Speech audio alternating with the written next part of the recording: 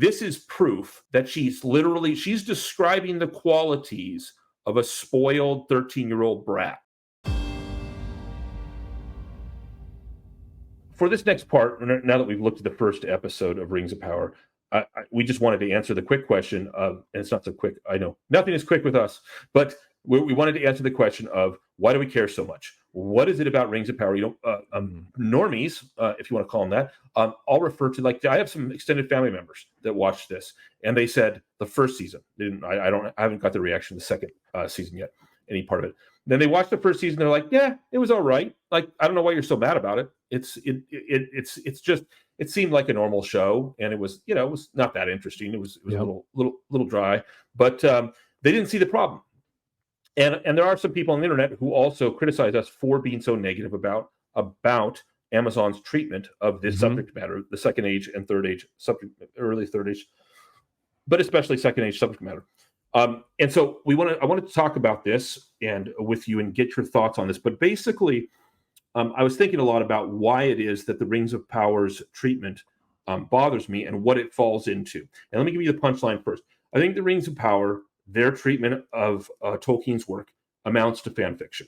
This is not actually an adaptation of Tolkien. It's not based on Tolkien. It's not even. It's definitely not telling the story that Tolkien told, even filling that story out. This is just straight up fan fiction. They changed so many elements of Tolkien's world, from the stupidities of things like Mithril, from the fading of the fallen, making it something dumb, from absolutely wrecking timelines and geography, the mishmashing characters together that shouldn't, the wizards that shouldn't even be there yet, the new elements from the Numenorians, which shouldn't happen at the same time as the Austin Ithil stuff. It's all just this massive hodgepodge, but that isn't what makes it fan fiction. What makes it fan fiction is the fact, because there's a certain quality to fan fiction, which is an inferiority, a distinct, significant inferiority to the subject material that makes something fan fiction. And you can say, the best you could say about fan fiction is the people that make fan fiction really, really are obsessed or love the source material. And so they try to tell their own stories, which never happened, about the source material. Let me give you two examples. This is why I think Rings of Power is fan fiction. The first example is in the motivations of the characters in Galadriel. So we have said this in different pieces and parts throughout the season one, our season one reviews, and we've started to here, but let me just recap a few things. First of all, Galadriel's motivations, and I'm talking now about Tolkien's motivations for Galadriel. So Tolkien says clearly in a Silmarillion at a couple points that, and I'm quoting now from the beginning of the Silmarillion, the words of Fëanor concerning Middle-earth had kindled her heart, that's Galadriel's heart, and she yearned to see the wide, unguarded lands and rule there a realm of her own will. So the motivation for Galadriel to leave Valinor was the kindling in her heart of this love of the land, of the and the desire to rule a realm there. She famously does not approve of the kinslaying and separates herself from and doesn't take any part in the kinslaying of the other elves. And then when the War of Wrath is finished and they've gone over to Middle-earth, they fought Morgoth and Morgoth has won, and then the Valar come across and with their armies and defeat and fight for many years and defeat Morgoth. The Valar offer her, along with all the other high elves, a lifting of the ban, which kept them from returning to Valinor. So the Noldor can now return to Valinor. And Tolkien, in the Unfinished Tales, says, pride still moved her when she refused the pardon of the Valar. So we have Galadriel at the end of the War of Wrath, and she's proud. So it's not a cheap desire for vengeance of her one brother, and I mean, R.I.P. Angrod and Egnor, right? Because apparently she has no other brothers. But Finrod, Tolkien does say that Finrod was highest in her affections, and so she in Rings of Power, it's just, I hate Sauron because he killed my brother, and I have to take up the mantle of vengeance against him. That's a low, a crude motivation. Tolkien had a deep, a kind of a subtle and elegant motivation, but I grant that it is one that we modern audience have very little truck with, and that is the idea that someone can wish for a kind of power, a realm, a dominion, which is according to their station. Galadriel is a high elf, one of the greatest in power and nobility of all that race of high elves, and she desires a realm of her own. And there's nothing, I mean, Tolkien writes about the realms of the Noldor when they came over. There doesn't seem to be anything wrong with the high elves having realms in Middle Earth. And so this is a natural flow from her character, that she desires a realm. Now, she does have pride, but it gives us another hint in the Silmarillion about the general motivation for leaving, for not returning to Valinor after the War of Wrath. And Tolkien says, quote, "Yet not all the Eldali were willing to forsake the hitherlands where they had long suffered and long dwelt." So we see here a second motivation. So it's not just pride and desire for a realm, but they have a kinship with the land where they had, quote, "long suffered and long dwelt." So the elves have become grown in love for the land of Middle Earth, and it is the land that they love so dearly. Right. And now Galadriel's motivation includes this desire for a realm as well. All of this is interesting, very kind of fascinating, and you could make a story of Galadriel's rejection of the lifting of the ban and her desire to stay in Middle Earth, and you could tie it into what we know, that she and her husband Celeborn ruled. I mean, there's two different versions of the story. Generally speaking, there's two or three, but she in most versions, in all versions, actually, she rules with her husband Celeborn. The question is when and how and what city they move to. In some there's direct conflict with Celebrimbor the Smith, and in some there isn't. But in any case, the reality, the common thread is that this would be a very interesting story to tell. It would take some skill, though. And the reason it would take some skill is the other reason they fail in Rings of Power, at Elrond, at Galadriel, at Sauron. They cannot imagine, apparently, they cannot imagine motivation beyond 15 years old. Like, this is the highest motivation. So I can see a Rings of Power writer listening to my rant for the last 10 minutes and say, well, you quoted Tolkien that pride still moved her when she refused the pardon of the Valar. So we're just showing her as proud. Prideful. This is her pride. And to which I would say, is exactly what Patrick McKay said. Oh, he did? Yeah. Oh, yeah. Actually, you have an article that you mentioned. Do you mind if I bring that up already? Please do. Yeah, that was it. So this article is helpful. Go ahead. Give us an intro. So yeah, right here at the end of the article, they're talking about Galadriel's motivations. And you just mentioned pride, and you can be prideful. And here, who's this talking? J.D. Payne says right here, while creating the show, the showrunners wanted to see how they could take Galadriel from being an impetuous, prideful young warrior. Reading Tolkien, how they got that is completely beyond me. To the wise lady of the wood. No, I know. But what I'm saying is, like, to say this is where they're going to start from originally is still beyond me. Like you said, it's they can't understand motivations beyond that of a 15-year-old, and that's what we have in Galadriel. We have, like you said, the 15-year-old brash little someone who's saved by the Númenóreans and then comes into their court and immediately starts yelling at them like a 13-year-old. Lacking courtesy, grace, the most basic of manners. Like, you can have pride, but that doesn't mean that you start screaming at everyone like a 13-year-old, spoiled 13-year-old. But that's exactly what she is. And apparently that's all they can measure. And by the way, she's not an impetuous, prideful young warrior. She's 3,000 years old at the time of the War of Wrath, at least 3,000 years old. So there is no universe in which you can convince me that that's a reasonable take on Tolkien's character, to say that she's an impetuous, prideful young warrior. You could have made this argument maybe at the kinslaying. Maybe. Yeah. But even then, because she didn't agree really to take part in it. Yeah, she's 600 years younger at the kinslaying.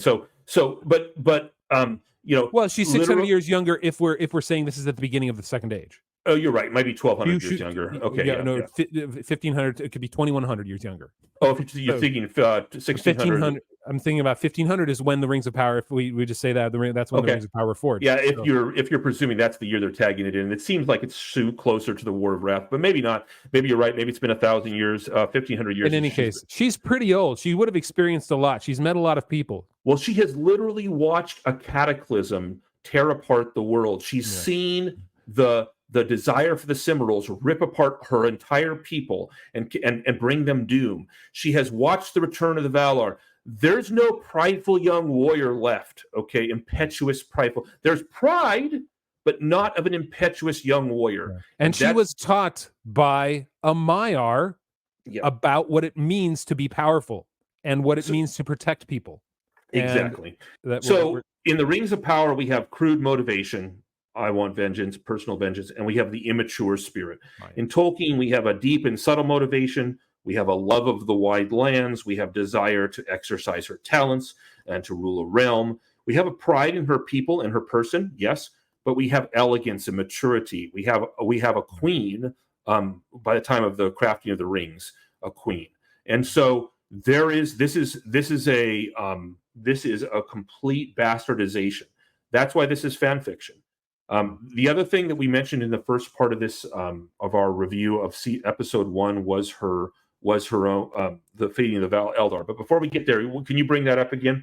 I want to show you that the actress herself doesn't understand her character. So go ahead and scroll down. You read J.D. Payne stuff, but I want to show something. And it's not the man baiting, like it's the men that hate me. You mean the men as in like there's a significant abundance of men who happen to be fans of Lord of the Rings, way more than the women, and so that's a problem now. Is like it's mostly men because most of the fans of Lord of the Rings are men. So anyway, what certain people, this is a quote from Morfydd Clark about Galadriel's character. What certain people didn't necessarily enjoy about her, other people did. Clark continues. She takes up space. She's unapologetic. I didn't want her to act like a human woman who'd been taught not to be abrasive. She added that while every other character she has played has had shame built in, Galadriel doesn't have that. This is proof that she's describing the qualities of a spoiled 13-year-old brat. She's abrasive, unapologetic, takes up space, as in makes sure that everyone refers to her and talks about her, and she's never forgotten in every room that she's in. And she has, worst of all, no shame. So this is the character, the actor speaking to the motivations that she's playing. Perfect. You're exactly right, Morfydd Clark. That's exactly what you played, and that is not. That's exactly that. I mean, that's a 13-year-old girl. Yeah, that's exactly who J.D. Payne, Patrick McKay wanted her to play. They said that she's an impetuous, prideful young warrior, young 13-year-old, 14-year-old, 15-year-old. Heck, I'll even give him 17. But so no shame, no apologies, abrasive, unapologetic. Okay, I repeated myself. Sorry.